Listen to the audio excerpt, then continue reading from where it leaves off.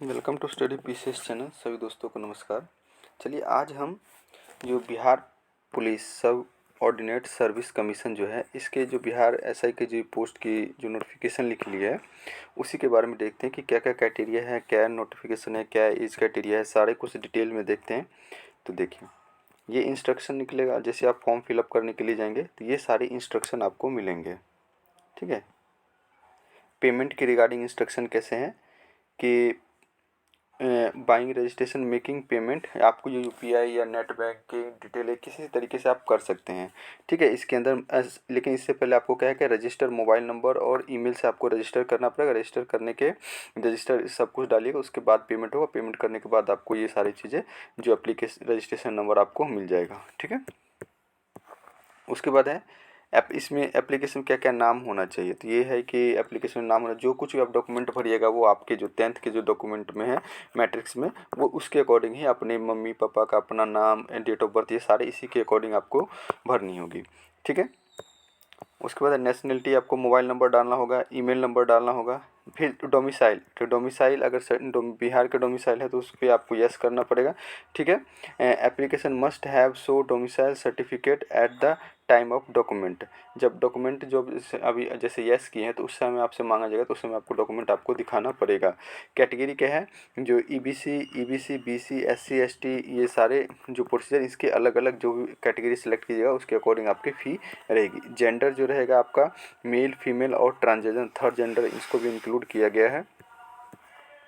ठीक है। अगर आप एक्स एम्प्लॉय है बिहार गवर्नमेंट में तो इसको भी यस करना है।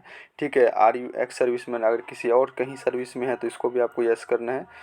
डेट ऑफ बर्थ इंपॉर्टेंट है क्योंकि आप कभी भी आप लॉगिन कीजिएगा अपने मोबाइल नंबर और डेट ऑफ बर्थ से ही लॉगिन कर पाइएगा। ठीक है। चलिए, तो इसमें जो डायरेक्ट रिक्वायरमेंट होगा क्या है, इसमें एज कितना रखा गया है तो देख लीजिए। जैसे कि जनरल कैटेगरी का देखेंगे तो मिनिमम एज कितना है 20 और मैक्सिमम एज कितना है 37।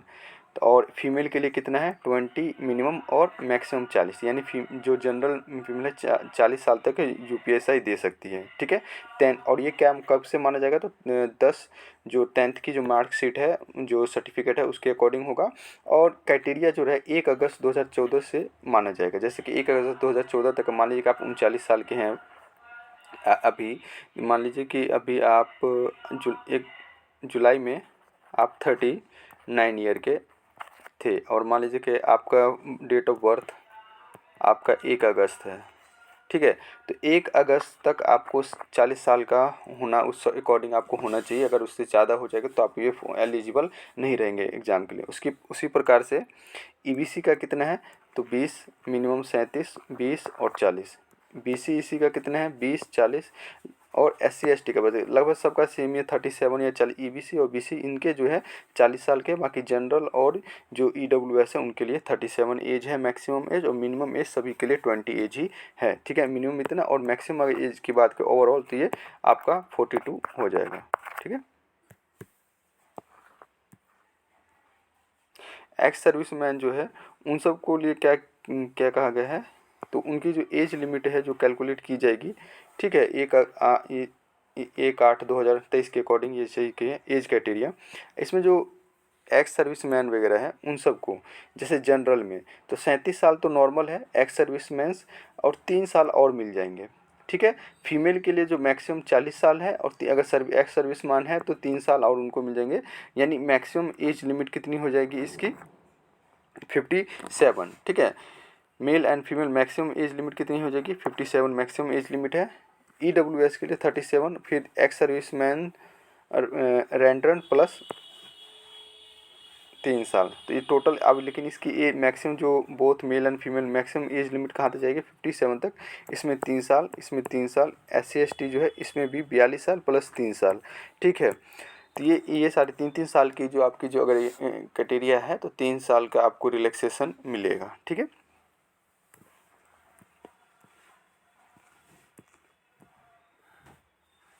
जो एम्प्लॉय बिहार गवर्नमेंट की है, अगर बिहार गवर्नमेंट की एम्प्लॉय हैं आप, तब आपको 37 साल प्लस 5 साल मिलेंगे मेल को, और 37 साल प्लस 5 साल मिलेंगे फीमेल को। ईडब्ल्यूएस में 5 साल, सभी में लगभग 5 साल। Note who are not resident of Bihar must be selected in this category. जो रेजिडेंट बिहार के रेजिडेंट नहीं है वो इस कैटेगरी के अंदर सिलेक्ट हो गए। ठीक है,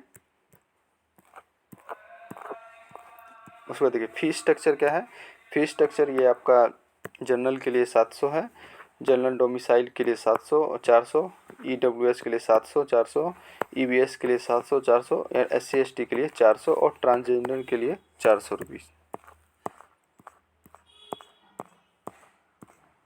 अगर इन केस आप किसी रॉन्ग इन्फॉर्मेशन से फॉर्म फिल कर देते हैं, उसके बाद आप अपना रजिस्ट्रेशन, वो पेमेंट वापस नहीं होगा, लेकिन आप अपना रजिस्ट्रेशन कैंसिल करके दोबारा से लॉगिन करके कर सकते हैं। ठीक है, तो ऐसा आप कर सकते हैं अगर कोई इन्फॉर्मेशन गलती से भर गया हो तो। और डोमिसाइल सर्टिफिकेट वगैरह जो आपको अभी नहीं मांगा जाएगा, लेकिन अभी भरना होगा। लेकिन लास्ट टाइम जो आपका रनिंग जिस दिन होगा उस दिन आपसे ये डोमिसाइल सर्टिफिकेट, इनकम सर्टिफिकेट, ये सारी चीज़ें आपसे मांगी जाएगी। चलिए दोस्तों, मिलते हैं नेक्स्ट वीडियो में। होप ये इन्फॉर्मेशन आपके लिए हेल्पफुल रहेगा।